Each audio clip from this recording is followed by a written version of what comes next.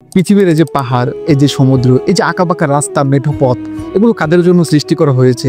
বয়স থাকতে পৃথিবীকে ঘুরে দেখুন, কারণ এমন একদিন আসবে যখন আপনার সামনে শুধু ভাসবে আপনার প্রিয় মানুষদের মুখ, আর তখন আপনার মনে হবে, ইস, যদি আগে পৃথিবীটা ঘুরে দেখতাম। আপনি কি জানেন, একটা সময় আপনার জীবনটা ঠিকঠাকভাবে চলবে, আপনার পকেটে পর্যাপ্ত টাকা থাকবে, কিন্তু আপনার কাছে একটু নিজের মতো কাটানোর সময় থাকবে না। আমাদের এই মহান দুনিয়া কতই না সুন্দর, এই সৌন্দর্য কি তুমি তখন দেখার সুযোগ পাবে? না। তখন যদি তোমার সময় না থাকে, টাকা দিয়ে কখনো সময়কে কেনা যায় না, কিন্তু সময় যদি হাতে থাকে তাহলে পৃথিবীর সবকিছুই অর্জন করা সম্ভব হয়। তাহলে প্রশ্ন হলো, সঠিক সময় কখন?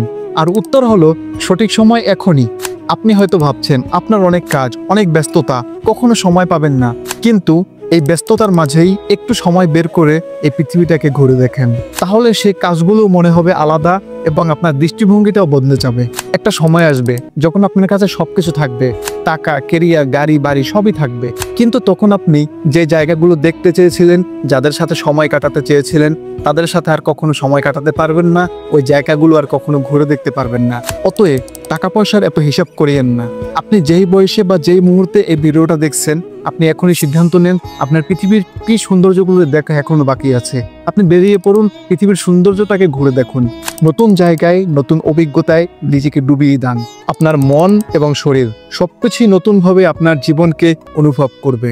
আজ নয়তো কাল পৃথিবীটা একদিন না একদিন আপনাকে জানতে হবে। হ্যাঁ, আমি অনেক কিছু দেখেছি, অনেক কিছু উপভোগ করেছি। আপনি কি জানেন, এই সময়টাই সব থেকে মূল্যবান। একটা ছোট সফর এবং একটা সুন্দর মুহূর্ত আপনার পুরো একটা জীবনকে বদলে দিতে পারে। তাহলে আপনি কি প্রস্তুত? এখনই বেরিয়ে যান, সময় যেন শেষ না হয়ে যায়। পৃথিবীর এই যে পাহাড়, এই যে সমুদ্র, এই যে আঁকাবাঁকা রাস্তা, মেঠো পথ, এগুলো কাদের জন্য সৃষ্টি করা হয়েছে?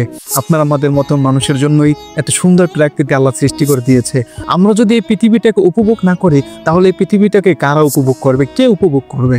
আপনার জীবনটাকে আপনি সুন্দরভাবে প্রকৃতির সাথে সাজান না, আপনি দেখবেন পৃথিবীটা কতটা সুন্দর, কতটা মধুর। এত সুন্দর পৃথিবীটাকে এই বয়সে যদি আপনি উপভোগ করতে না পারেন, তাহলে পরবর্তীতে বৃদ্ধ হলে তখন আপনি আফসোস ছাড়া আর কোনো কিছুই করতে পারবেন না। তো বয়স থাকতে সবাই মিলে আমরা প্রকৃতিকে উপভোগ করি, এই সুন্দর পৃথিবীটাকে দেখে আসি।